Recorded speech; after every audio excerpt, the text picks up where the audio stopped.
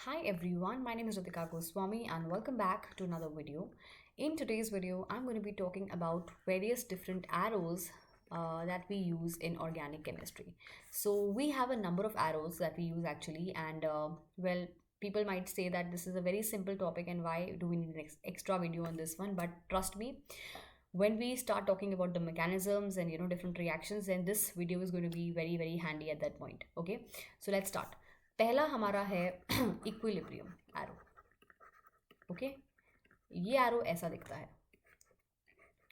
This arrow basically means that any reaction is a reversible reaction at that point. ठीक है, तो अगर मैं ऐसे ए और बी के बीच में ये लगा दूँ, this means that at this point A and B are in equilibrium state, which means जितना A बन रहा है उतना ही B बन रहा है, यानी कि the amount of A being converted to B is exactly same as the amount of B converting into A. Clear? So this means it is a reversible reaction. Okay, all right. So लेकिन कुछ reactions ऐसे होते हैं जो forward direction में ज़्यादा जाते हैं एंड बैकवर्ड में काफ़ी कम आते हैं. ठीक है, so those reactions are denoted like this. Forward ज़्यादा, बैकवर्ड कम. ठीक है, that is a highly forward reaction. ठीक है, यानी कि जिसका इक्विलिब्रियम कांस्टेंट थोड़ा मतलब काफ़ी ज़्यादा होगा. Right, some reactions have a very low value of equilibrium constant, and those reactions which means are quite backward in nature, and that is denoted like this: forward come and backward zyada. Okay, like this, it's highly backward reaction. Having said all this, I will just say that in principle, okay, on paper, in principle, all the reactions of this world are actually equilibrium reactions. कोई भी reaction ऐसे 100% completion पे नहीं जाता है. Clear? कितना भी forward reaction हो, कितना भी फॉरवर्ड रिएक्शन हो, कितना भी उसका ये आगे वाला एरो बड़ा हो, ठीक है, और पीछे वाला छोटा हो, बट पीछे वाला हमेशा होगा ही. ठीक है, all the reactions in this world are reversible reactions. Clear?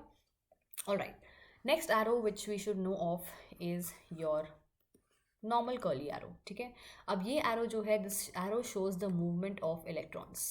ठीक है, movement of electrons.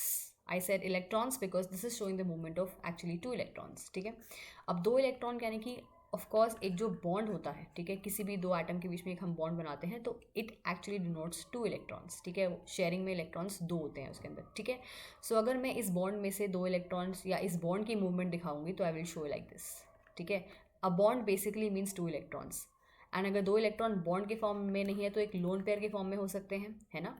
तो that also is noted by this. The movement of even the lone pair is noted by this particular arrow. ठीक है, अब याद रखने की बात क्या है कि इस एरो को की मूवमेंट हमेशा तुम्हें दिखानी है from a higher electron density to a lower electron density. ठीक है, फॉर एग्जाम्पल कोई न्यूक्लियोफाइल है, यानी कि something which is having a negative electron density और negative charge. Okay, is going to attack a positive centre. कोई भी positive centre है यहाँ पे. ठीक है, लेट्स से कार्बोकटाइन. तो we always show it like this: your nucleophile is going to attack your electrophile. We never show कि electrophile ने न्यूक्लियोफाइल पे अटैक किया, ऑल्दो इंटरेक्शन दोनों का हो रहा है. ठीक है, कौन किस पे, कौन कहाँ पे किसके पास आ रहा है, that does not really matter, क्योंकि दोनों बेसिकली एंड में मिल रहे हैं, है ना.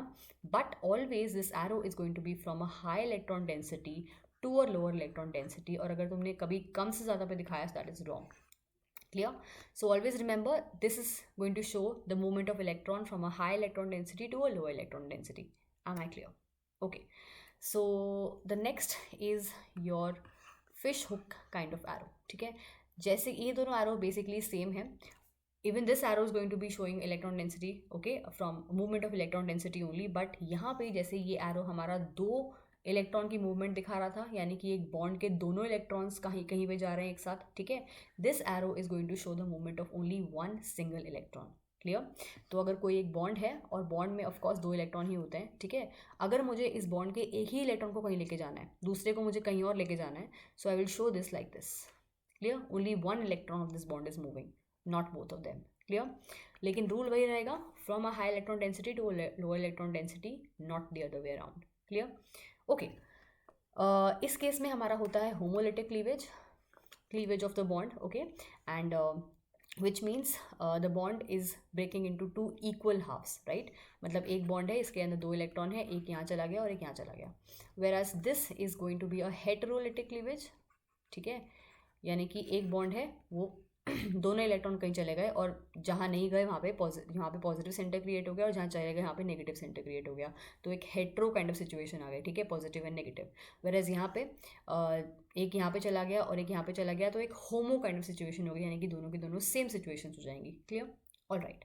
So okay, fourth one is also a very important arrow which is this arrow, ठीक है।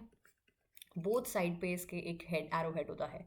This arrow is between two resonance structures, ठीक है। जब हम लोग रेजोनेंस स्ट्रक्चर्स क्रिएट करते हैं या बनाते हैं for a hybrid structure, clear, so this arrow is use between these two arrows. तो जैसे हमारा बेंजीन होता है, ठीक है, बेंजीन के ये दो रेजोनेंस स्ट्रक्चर्स हैं, okay. It's important to know कि बेंजीन एक्चुअली इन दोनों स्ट्रक्चर में से कोई भी स्ट्रक्चर जैसा दिखता नहीं है, ठीक है। बेंजीन का हाइब्रिड स्ट्रक्चर कुछ ऐसा दिखता है, we draw it like a circle in between, है ना। तो एक्चुअली बेंजीन ऐसा भी नहीं दिखता, ठीक है। Benzene is just not looking like either of these three structures, it's just a way of expressing the structure of benzene. Clear? तो ये जो दो हमारे रेजोनेंस स्ट्रक्चर ऑफ बेंजीन है, इन दोनों के बीच में ये एरो आएगा।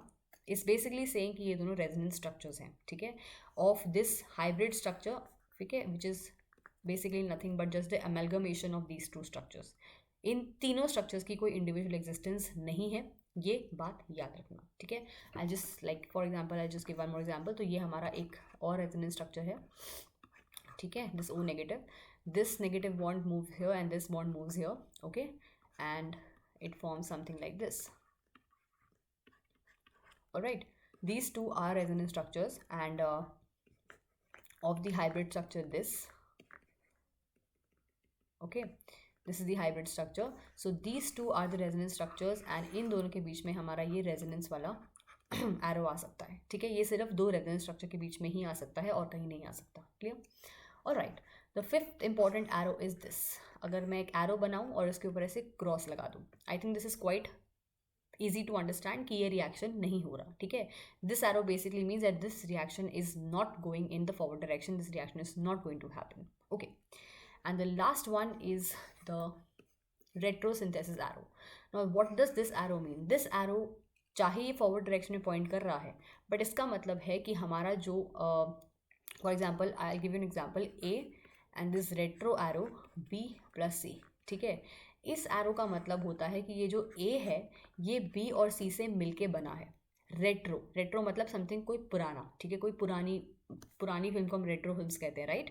सो रेट्रो बेसिकली मीन्स बैकवर्ड, पुराना, ठीक है। So this arrow is a retro arrow which means कि A is the product, it is not the reactant, ठीक है, and it is made up from B and C. B and C से मिलके हमारा A बना है, ठीक है। So this is the retro synthesis arrow. जब हम लोग सिंथेसिस पढ़ेंगे तो we'll understand this even better, but for now understand कि इसका मतलब होता है कि इसके रिएक्टेंट्स क्या क्या थे। Clear?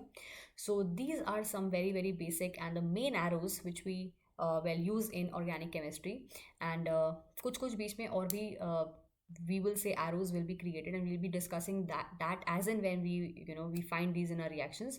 Abhi ke liye these were very very important. So if you like the video, you know the drill. Do like the video, share it with the people you think might actually profit from this video, and stay tuned for more.